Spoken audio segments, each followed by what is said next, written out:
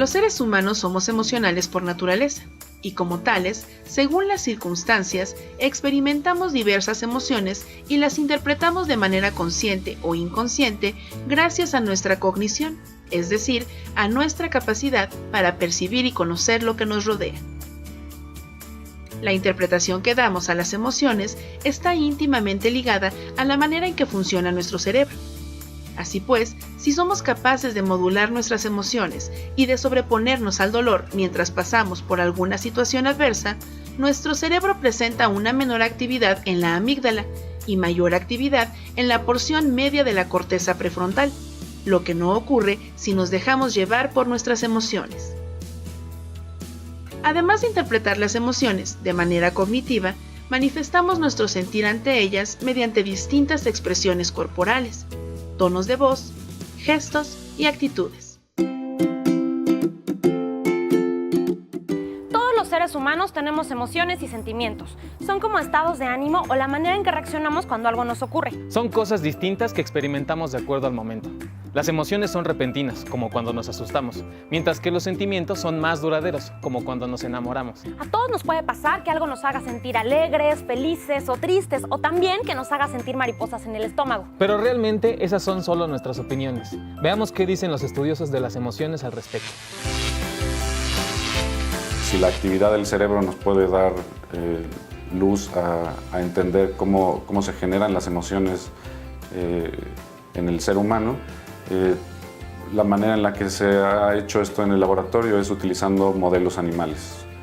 En un inicio se utilizaron modelos animales que eran muy complejos, con tareas conductuales muy complejas que en realidad no llevaron a identificar claramente cuáles son los sustratos neurales de las emociones.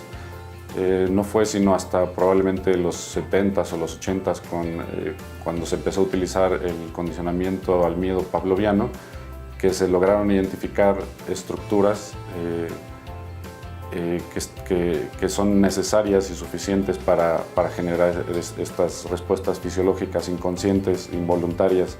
Cuando hablamos de una de estas emociones, por ejemplo, ahora que les estoy hablando del miedo, es difícil que realmente podamos saber si el miedo que siente una rata es igual al que siente un ser humano. Cuando pensamos en la palabra miedo en los seres humanos, esto evoca inmediatamente un sentimiento más que una emoción. Y hay que saber distinguir entre estas dos, porque en el laboratorio lo que estudiamos son las emociones como respuestas fisiológicas, no los sentimientos. Los sentimientos de miedo ya son las consecuencias de interpretación cognitiva en un cerebro que tiene la capacidad de hacer eso. La emoción es algo que se siente ante un estímulo. Yo me siento distinta, escucho una canción que me lleva al recuerdo de una situación y me siento distinta. No me siento como me sentía segundos antes de escuchar la canción. Después tengo que procesarlo y darle un nombre. Y cuando le doy un nombre, para mí, eso ya es un sentimiento. Por lo tanto, las emociones tienen un factor, ya sea amplificar la señal de poner atención y al mismo tiempo cambiar el metabolismo. Y en consecuencia este proceso nos enseña a ver el mundo, a interpretarlo y a expresarnos, a adaptarnos a esas circunstancias. En cambio, los sentimientos son procesos acompañados de emociones, pero con un proceso de aprendizaje y con un proceso de entendimiento en esta circunstancia, de poderlos interpretar y al mismo tiempo expresarlos y adaptarme. Esta condición entonces hace que como especie nosotros tengamos la capacidad de ponernos en los zapatos del otro, ¿no? Y sentir apego por otras personas. Con base a estos aprendizajes neuroquímicos y de estas señales que entonces vamos interpretando y vamos sintiendo. Un sentimiento entonces es un proceso de adaptación que yo voy haciendo en la vida y que va haciendo que entonces yo interprete qué está en mi interlocutor sintiendo y en consecuencia qué puedo sentir. Interpretar mis emociones, interpretarlas las de él, me hace socialmente adaptable a esta circunstancia. En consecuencia, los sentimientos son procesos innatos que son y tienen connotaciones aprendidas y que tienen una retroalimentación social muy importante. la manera como expresamos una tristeza y cómo esto va acompañado de la emoción de la tristeza, entonces se nos hace totalmente lógicos e incongruentes. Por lo tanto, el estado emotivo que tiene el cerebro, cuando se interpreta, le estamos llamando sentimiento, pero tiene un proceso de aprendizaje psicológico con retroalimentación social. En cambio, la emoción es una expresión que tiene el sistema nervioso central, básica, lógica y congruente, que es semejante en todas las culturas. Yo puedo interpretar si alguien se ríe, que está feliz y que está contento, y si alguien llora, que tiene una relación con el proceso de dolor, tanto moral como dolor físico. Todos los días se generan emociones por todas las cosas que nos ocurren a nuestro alrededor, estemos o no estemos ahí, porque también hay cosas que vemos en la televisión, en internet o que leemos que también nos hacen sentir emociones. Como si justo ahora me imaginara lo que sería estar en la playa. Puedo ver el atardecer, escuchar el mar, igual que en la película que vi ayer. De solo pensarlo, escuchar el sonido, me siento muy relajado. Pero no sabemos exactamente cómo es que esto ocurre. Los seres humanos, a pesar de que nos sentimos tan inteligentes y tan intelectuales, somos animales, antes que racionales, emotivos. El cerebro está desarrollado de tal manera como si fuera una casa que vamos construyendo poco a poco. En las primeras escalas evolutivas encontramos lo que hoy se conoce como el cerebro primitivo o el cerebro de reptil, que da respuesta estereotipada, que responden a estímulos siempre de la misma manera y que solo están interesados en sobrevivir. Y tienen tres maneras de responder: o te ataco, o corro, o qué vas a hacer esta noche, y nada más. Después, evolutivamente, se desarrolla una parte muy interesante del cerebro, que es el cerebro límbico, el cerebro emocional, un conjunto de estructuras que ante los estímulos producen sensaciones emotivas. Y empezamos los animales a vivir en grupos. Ese es el cerebro que tienen los mamíferos, y vivimos en grupos y establecemos lazos. Quizás no tan permanentes o a largo plazo como lo hacemos los primates. Son lazos que permiten a la especie sobrevivir, permiten a las crías sobrevivir y permiten a las parejas de estos animalitos a reunirse para poder procrear. Después formamos una corteza. Los seres humanos tenemos esta fabulosa corteza prefrontal, la que está detrás de la frente, que nos permite tomar decisiones, anticipar riesgos, que nos permite la teoría de la mente, saber lo que el otro está pensando, ser empáticos, que nos da toda esta gama de posibilidades cognitivas. Pero antes de llegar los estímulos a la corteza prefrontal, tienen que llegar al sistema límbico, al cerebro emocional.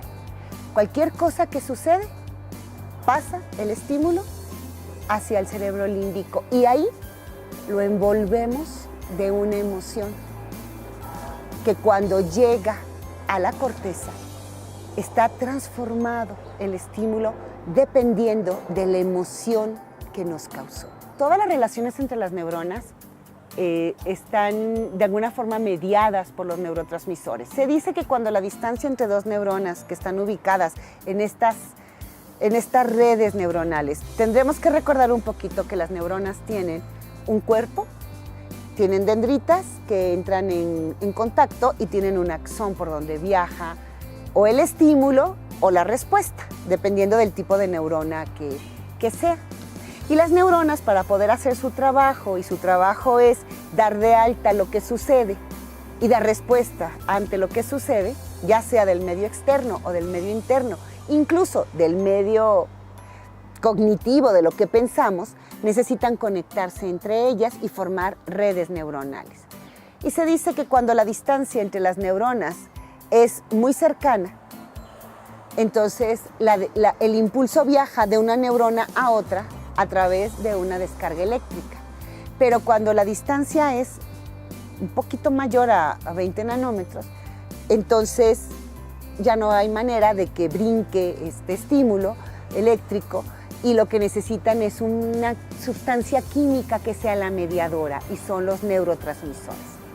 Y sí, por ejemplo, cuando sentimos miedo, los neurotransmisores son los del estrés, los de las mismas hormonas suprarrenales empiezan a funcionar a nivel central como estos neurotransmisores, y entonces están los neurotransmisores asociados al estrés, que es cuando sentimos miedo, porque el cuerpo se tiene que preparar, porque vamos a dar exactamente una respuesta de reptil, vamos a correr, o bien vamos a enfrentar la lucha.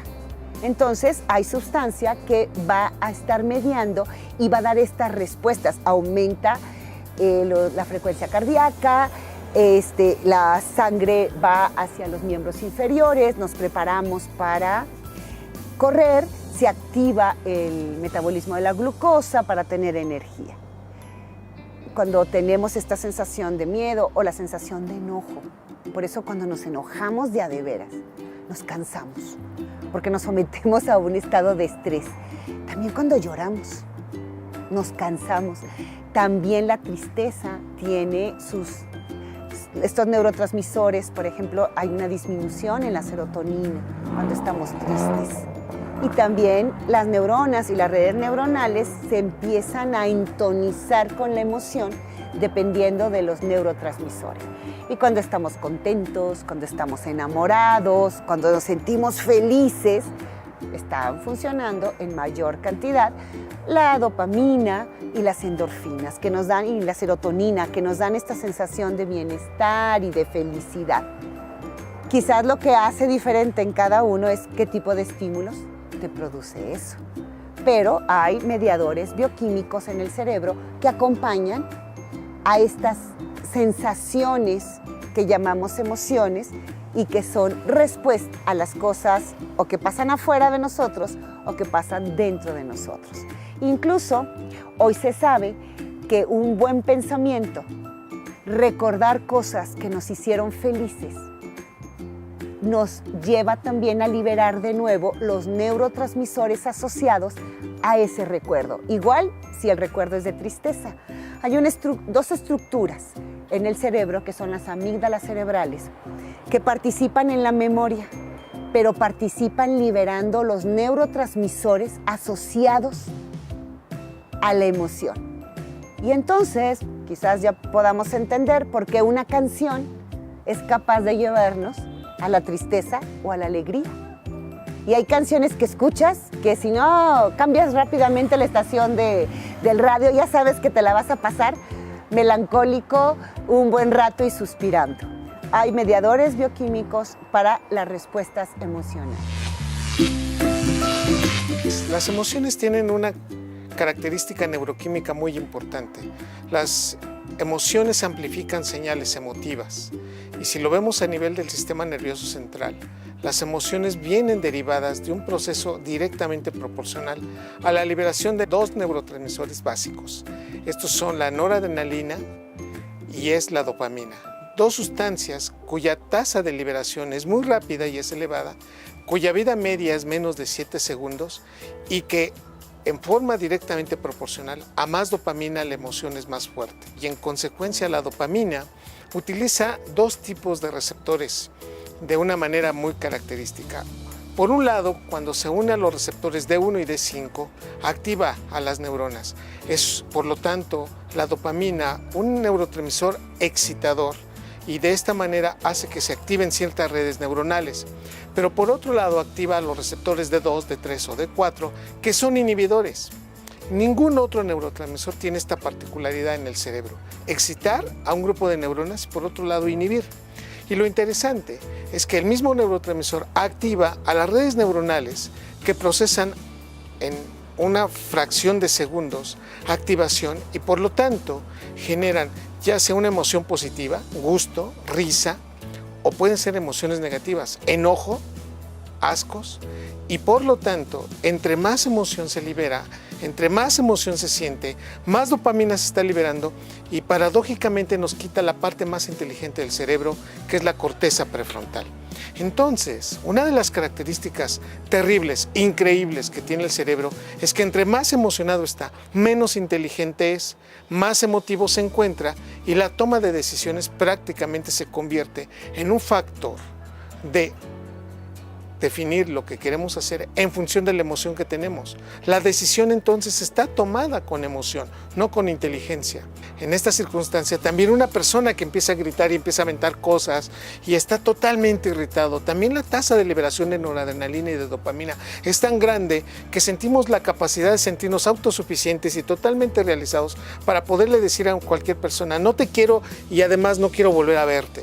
Cierra la puerta y le avienta el televisor por la ventana y darte cuenta que después de 25 minutos no valía la pena tal vez tanto emoción y tanto enojo. Y en consecuencia, poco a poco, estos neurotransmisores empiezan a disminuir, estas sustancias neuroquímicas ya no se liberan tanto. Y es cuando empieza la corteza prefrontal otra vez a conectarse donde están las funciones cerebrales superiores, en donde está el factor social, donde está el arrepentimiento, en donde está el razonamiento, en donde están los frenos sociales. Y entonces nos damos cuenta que acabamos de cometer actos que después nos arrepentimos.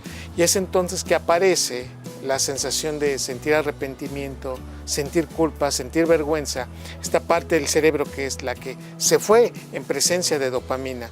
Por lo tanto, las emociones tienen un principio neuroquímico que adapta a un fenómeno anatómico. Y lo que es interesante es que en la medida que el cerebro ya detectó esa emoción, ya detectó esos niveles de dopamina, es evidente que entonces para que volvamos a sentir la misma emoción, necesitamos o un factor liberador más grande o una consecuencia de sentirnos todavía más afianzados. Por eso después de un gol necesitamos dos, por eso después de un chiste necesitamos otro, y la experiencia hace que entonces se haga la sensación tan placentera que bueno, modifica en muchos momentos la realidad en el contexto de que el tiempo sentimos que pasa más rápidamente, el hipotálamo desensibiliza la sensación del tiempo, sentimos que estamos afianzando y nos sentimos muy bien con las personas que están a nuestro alrededor, que quisiéramos volver a repetir eso y nos damos cuenta que los reforzadores positivos funcionan. Si yo te pregunto en este momento que me estás viendo, ¿qué hiciste el 11 de septiembre del año 2001? Seguramente te cuesta mucho trabajo, pero si te digo que ese día fue el ataque a las Torres Gemelas que cayeron, seguramente van a venir a tu mente muchísimos efectos memorísticos. Y si yo te contara y te preguntara al mismo tiempo, ¿qué pasó el 10 de septiembre? Tú dirías, no, bueno, no me acuerdo qué pasó un día antes. Como está acompañado de muchísimos procesos emotivos, muchas circunstancias son más fáciles de recordar y este es el factor neuroquímico que establece la emoción. Amplificar una señal para que la atención se ponga, la memoria sea más grande y nos sea más fácil recordar. Y al mismo tiempo son detalles que difícilmente vamos a olvidar. Es interesante lo complejos que somos. Cada persona expresa sus emociones de una manera particular. En este sentido, pareciera que las emociones denotan una manera en la que vemos el mundo y en que vivimos las cosas.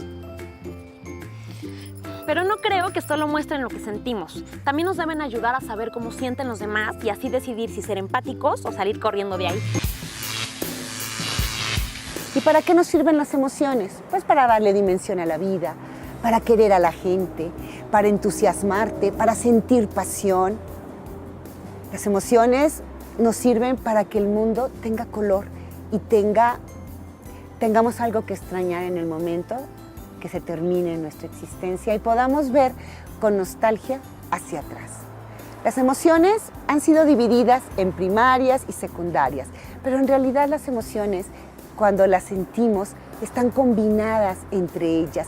No hay emociones puras. ¿Cuál es la emoción que dura menos tiempo? La sorpresa. Pasa muy rápidamente la respuesta a la sorpresa. ¿Cuál es la emoción que nos detiene más? El miedo. El miedo nos paraliza. ¿Cuál es la emoción que deberíamos de trabajar y no cargarla tanto? Es el enojo. Deberíamos de aprender a entenderlo y transformar o dar una respuesta adecuada. Y seguramente que la emoción que más te gusta, como la que más me gusta a mí, es la alegría. Estar contentos le da otra dimensión a la vida. ¿Sabías, por ejemplo, que la sensación de alegría activa el sistema inmunológico? Y la gente que vive contenta se enferma menos. Y aún en casos de estados terminales, viven mejor los últimos días de su vida porque la alegría le da un color distinto a la vida. Pues realmente las emociones nos ayudan a muchas cosas que uno ni se imagina y pareciera que son universales. Yo dudo mucho que haya emociones masculinas y femeninas, porque independientemente de nuestro sexo, incluso de nuestra preferencia sexual, todos somos seres humanos. Lo que sí creo es que cada quien vive las emociones de manera distinta. Se trata de una cuestión cultural. La sociedad en que vivimos determina de cierto modo el modo en que experimentamos las emociones. No es lo mismo nacer y crecer en una familia en la que se cree que el hombre al trabajo y la mujer al hogar, que nacer en otra donde hombres y mujeres comparten las mismas actividades. Y se dice que las mujeres, porque somos más empáticas, porque tenemos más neuronas espejo, podemos identificar más fácilmente algunas emociones que a los varones les cuesta más trabajo, pero también porque a ellos los hemos limitado a una sola emoción, al enojo. Ellos pueden enojarse, nosotras no, pero ellos no pueden, no les damos permiso a sentirse tristes. Los hombres no lloran, decimos en México, y entonces ellos no pueden darse esa oportunidad y desde la infancia viven limitados con esta condición y dejan de reconocer la tristeza en otros. Y a nosotras, pues un poco la biología y un poco la cultura, tenemos una habilidad para reconocer las emociones no solo en la respuesta de los músculos de la cara, incluso en el tono de la voz. Una madre sabe que le está pasando algo a su hijo, aunque esté llamándolo por teléfono, esté hablando por teléfono con él, porque tenemos una capacidad mayor para encontrar las señales de las emociones. Hoy reconocemos que estados hormonales pueden estar cambiando los procesos de sentimiento y los umbrales para sentirnos tristes. Una mujer, desde el punto de vista cerebral, no tiene y no expresa la misma capacidad que puede tener un varón. Y lo digo con todo respeto. Por ejemplo, los niveles altos de testosterona disminuyen el reflejo del llanto. O sea, un hombre con testosterona elevada difícilmente va a llorar. Y eso a veces a muchas personas les cuesta mucho trabajo entender por qué no lloras. Aparte de que les están diciendo, bueno, los hombres no lloran, biológicamente nos estamos disminuyendo esa capacidad. Y las mujeres en etapa progestacional son más lábiles emocionalmente y lloran con mayor facilidad. Y por lo tanto decimos, bueno, son muy sentimentales. En ese contexto es que está a flor de piel, pero lo han aprendido, pero también hormonalmente se lo predispone. Culturalmente, nuestras respuestas emocionales son diferentes. Y si tú has tenido la oportunidad de viajar o has conocido europeos, estarás de acuerdo conmigo. Cuando uno los ve, por ejemplo, a los suizos o a los alemanes, pareciera que no las tienen. Claro que las tienen, pero sus respuestas emocionales culturalmente son distintas. Nosotros los mexicanos, como muchos de los latinos, pues nos gusta la cercanía, nos gusta reírnos y nos reímos bastante fuerte, nos gusta gritar, nos gusta que los otros se la pasen bien con nosotros y que se note. Y entonces tendemos a ser exuberantemente emocionales. Y hay otros grupos culturales que no tienen ese tipo de necesidad y entonces siempre nos parecen como que fríos o distantes. Esa es la manera en que culturalmente se permite dar respuesta a las sensaciones y a las emociones. Pero la distancia es cultural. Todos sentimos, si no igual, casi de la misma manera. Y todos nos enojamos y todos amamos y todos somos capaces de estar tristes o de estar contentos. A veces nos topamos con personas que expresan sus emociones de una forma descontrolada, como cuando una persona es muy agresiva y en cualquier situación busca la razón para agredir al otro. O por ejemplo, cuando una persona es muy pesimista todo el tiempo. En cualquiera de estas dos situaciones, las dos personas deben buscar ayuda de un doctor. Podría pasar que nos guste tanto una emoción por lo que nos hace sentir, que busquemos repetirla muchas ocasiones y de maneras más intensas. Por ejemplo, hay personas a las que les gusta mucho hacer ejercicio por los resultados que ven posteriormente. Pero eso podría llevarlos incluso a ingerir sustancias que les ayuden a aumentar su masa muscular u otras cosas. Como si se volviera una adicción el sentirse feliz o alegre o relajado. Pero ¿hasta qué punto una emoción se puede volver enfermiza? Como los celos, por ejemplo. Entonces estamos viendo que hay, por ejemplo, estados en la que predomina la tristeza y que no nos damos cuenta que esta tristeza pues, nos está agobiando. Cuando involucramos más del 30% de nuestro día en una simple emoción de estar muy triste, sin razón, ya no nos motiva algo que antes nos generaba felicidad, cambiamos nuestro estado de ánimo para estar más melancólicos, nuestro apetito se modifica para o no tener o tener mucha hambre, nuestro sueño se cambia, puede ser que tenga mucho o poco sueño. Entonces estamos infiriendo que es muy probable que tenga depresión. Y entonces la depresión es un trastorno de la personalidad. Cuando hablamos de un trastorno de la personalidad, estamos hablando que hay signos y síntomas que están alrededor y que cuando se juntan, entonces se generan criterios para diagnosticarlo. Un trastorno de la personalidad entonces implica que la salud mental se está afectando. O una persona sufre mucho, o una persona involucra estados emotivos que no son acordes a lo social. Entonces pueden ser muy agresivos y son un riesgo para quienes están alrededor, como para sí solo, para ellos mismos. Se pueden aventar desde una ventana, pueden tener actitudes violentas en contra de otros y entonces estamos en una situación que entenderla, la gran mayoría nos cuesta mucho trabajo, si no es que tenemos experiencias.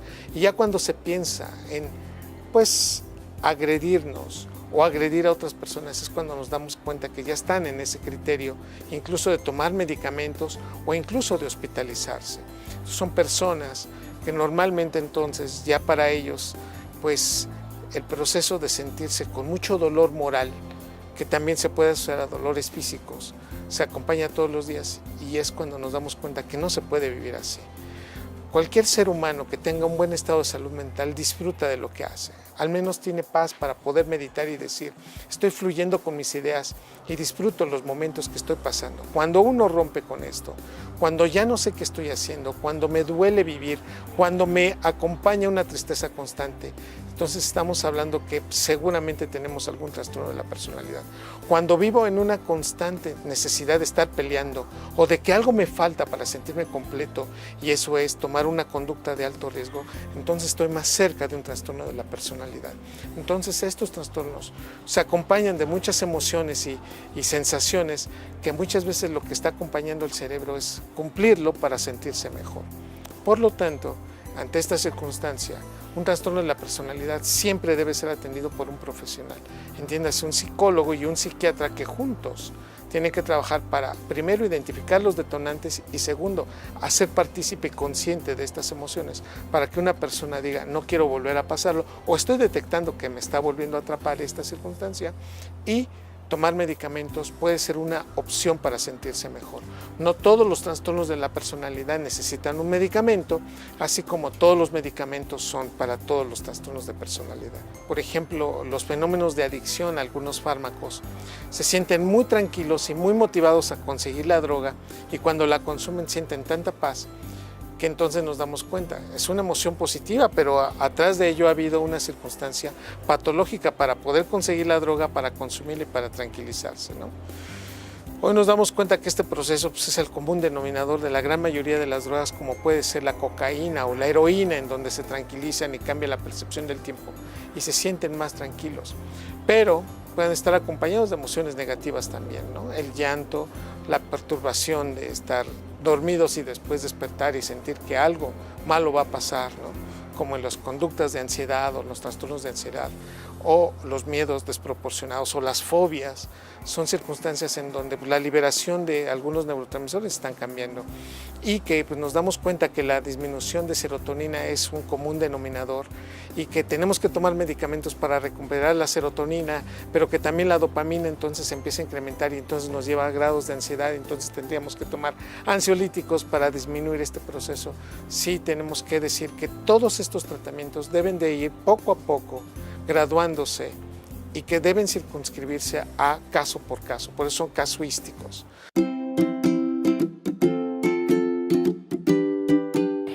común escuchar que las personas debemos aprender a controlar nuestras emociones, pero lo que debemos aprender a controlar no son las emociones en sí, sino las respuestas que damos a ellas. Debemos aprender a ser asertivos y a responder de manera adecuada momento a momento. Para muchos científicos, la respuesta está en el concepto de neuroplasticidad, que permite, a través de técnicas como atención plena y mindfulness, evocar estados emocionales positivos que se van a ver reflejados a nivel fisiológico y conductual. Lo más importante es que esto podría heredarse a las próximas generaciones. Es imposible no sentir emociones, pero es posible aprender a controlarlas para poder llevar una vida mucho más plena. Me siento tan relajado. Pero Todo al revés. Cada una de las personas experimenta. O personas que son, y se me fue el avión, perdón, pero no sabemos exactamente cómo es que esto ocurre. Rompes mi ilusión.